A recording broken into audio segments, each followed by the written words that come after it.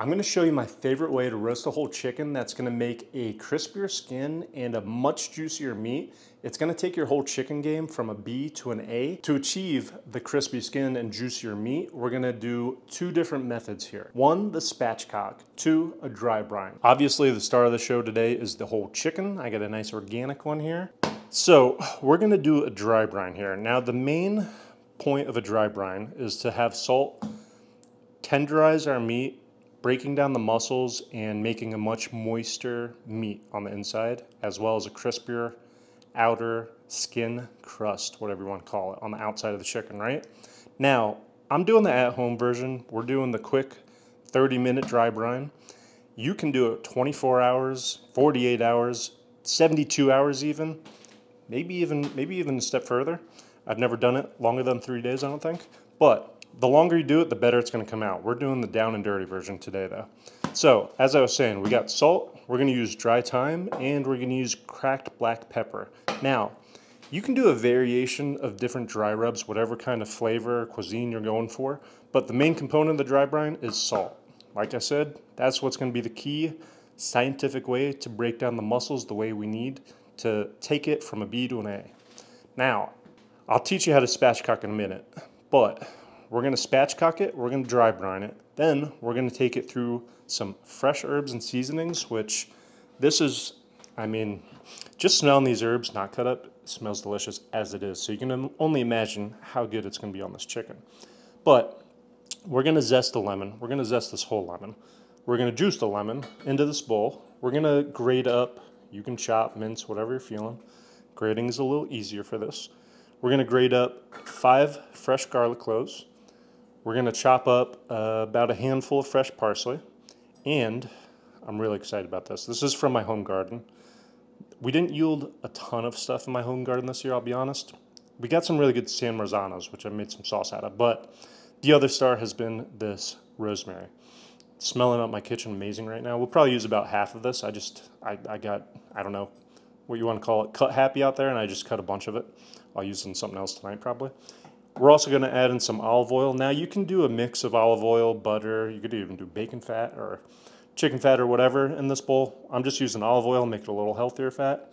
We're going to mix it all together. We're going to coat our spatchcocked dry brine chicken with it. We're going to throw in the oven at 450 degrees Fahrenheit for about 45 minutes or till it's cooked to your desired temperature.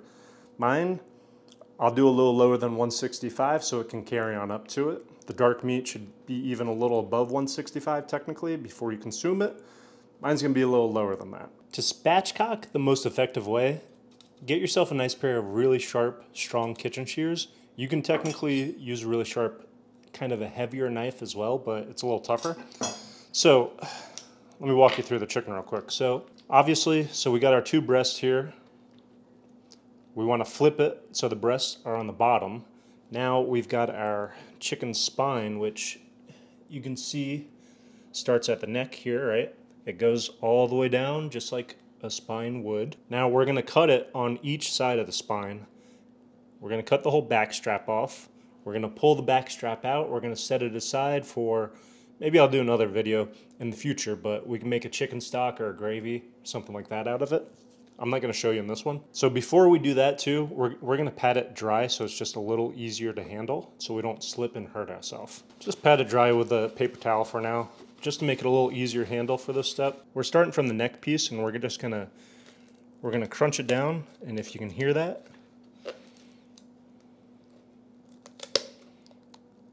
it's just snapping through the skin and the cartilage there. It's a nice sound. So, as you can see, we're snapping it right along the spine here, and we're going to keep on going until you reach the other end, which is more skin. I actually need to sharpen these shears a little bit. So, you can kind of see the inside a little easier now. We're going to be cutting out this whole piece.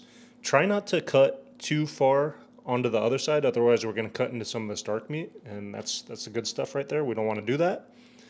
Now you're just going to cut along the next side of it.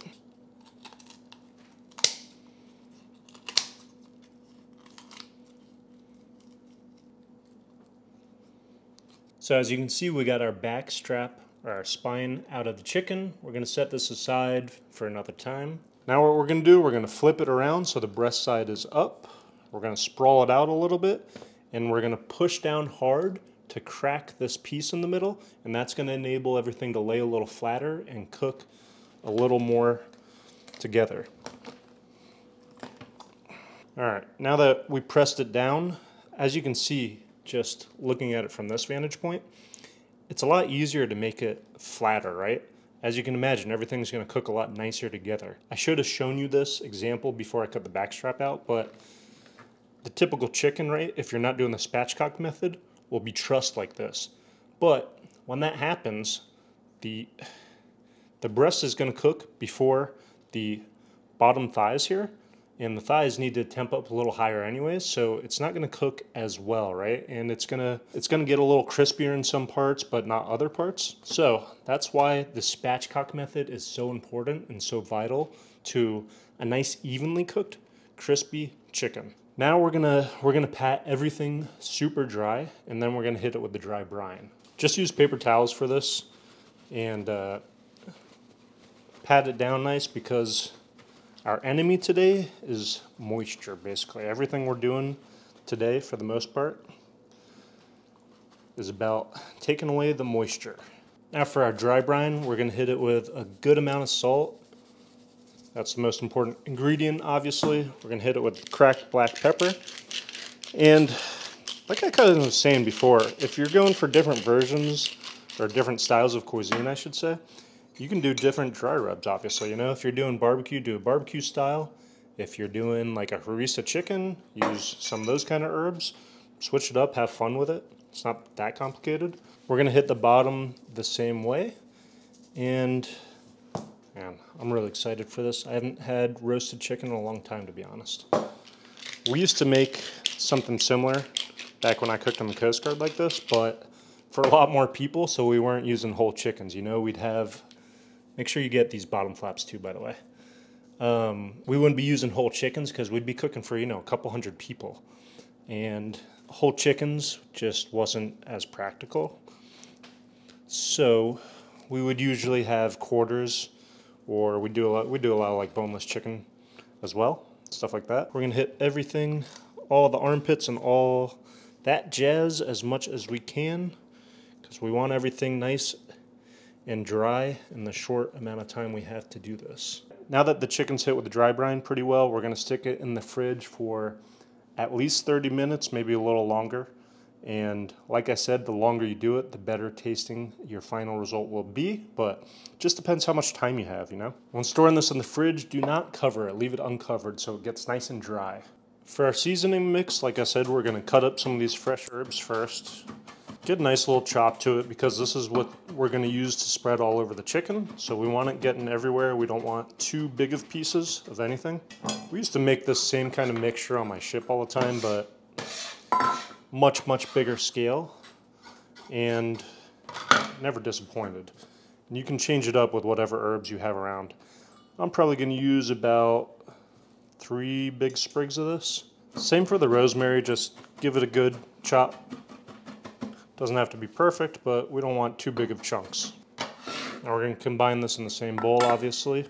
As you can see, it's pretty much an even ratio-ish. I used a little bit more rosemary than parsley, but it's up to you, whatever you're feeling, really. We're going to go ahead and grate in our 5 garlic cloves as well. Now you could definitely mince these up if you'd like, but this is just an easier way for what we're doing, since we want it to spread across the chicken nice and evenly. I swear, for some reason, when I was cooking in the Coast Guard, for a lot of people, right? For some reason, we would always end up mincing all the garlic by hand. Taking forever, right? Your hands would smell like garlic for the next week, basically. Then, finally, we had a cook come in who was smart and started using the food processor to chop up a bunch at a time and store it in a little Cambro for use for the week. Shout out Eddie, you know who you are. That man saved a lot of hours in the kitchen. All right, we got all of our garlic grated into here. Now we're gonna do a little more grating. We're gonna grate in our lemon. Make sure you're only grating in the yellow portion of the lemon skin. If you get the pith, it's gonna be leaving you with a nice bitter taste, which we don't want. Once you got the lemon zested, we're going to cut the lemon in half. And we're going to juice the lemon into the bowl.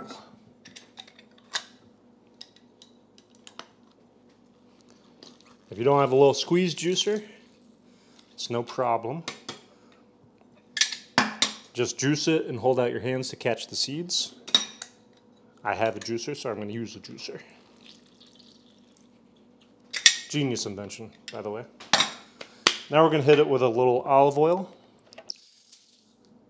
I'm not too worried about the salt and pepper to this mixture, since we've already got that going with our dry brine, obviously. And we're going to mix it up nice, and we're going to see how it looks. Might add a little more olive oil, I'll see.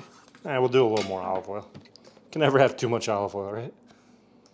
Now this mixture smells really good already. Kind of reminds me of a chimichurri or something like that. It's pretty similar. Now you can even technically, if you'd want, you could technically wait to put this on the chicken after you roast it. So for instance, say you roasted the chicken right now after it's dry brined, and then just top it with this. You could technically do that as well, but it's going to taste, I think, a little better doing it before we roast. So we've got our chicken dry brine in the fridge, we've got our mixture made up, we've got our oven heating up to 450. We're gonna clean up our area. You're gonna like this video, subscribe to my channel, then we're gonna get to the next step. Our dry brine's sitting just enough now. It's just been about 35 minutes or so. We're gonna give it a quick pat dry. We want everything to be as dry as we can get it in this short amount of time. You can set the dry brine for 24 hours or longer. If you do so, the chicken will feel kind of like your actual skin. It'll get like really dry, you know? But for the sake of this experiment and demonstration, we're doing it like you would be cooking a regular dinner. You're not gonna leave it for 24 hours in the fridge, more than likely, right? So we're gonna start with the bottom first. We're gonna get on about just less than half of our mixture or so. We're gonna make sure it gets spread nicely everywhere. Now this stuff smells absolutely fantastic. It's going to make a really nice flavoring for the chicken. You can technically make extra of this mixture and spoon it all over the chicken after it's cooked as well, and it'll be really tasty too. Same thing with the top part of the chicken. We're going to spoon it all over. We're going to lather it all up.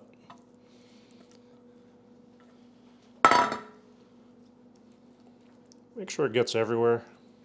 This kind of mixture goes really well on pretty much anything you can think of, but it goes really well with pork as well, and whitefish. And you could honestly toss a bunch of potatoes in this, like a bunch of red potatoes, roast them, and it'll come out amazing as well. So very versatile mixture. Now that we've got it all coated, we're going to pop it in our oven, which is at 450 degrees Fahrenheit. We're going to pop it in for about 45 minutes. I'm going to check it around the 35-minute mark or so, and I'll get back to you on how we're looking in a second. We're at about 30 minutes now. Ooh. All right, this chicken's looking really good already. I just wanted to take it out in 30 minutes to show you where we're at temperature-wise as well. So we're sitting around 120 in the big part of the breast. Skin's starting to look nice and crispy, just as we wanted. We're going to stick it in for another 10 to 15 minutes or so, or until these breasts are 150, 155, then it's going to carry on up to 165. So back in the oven we go.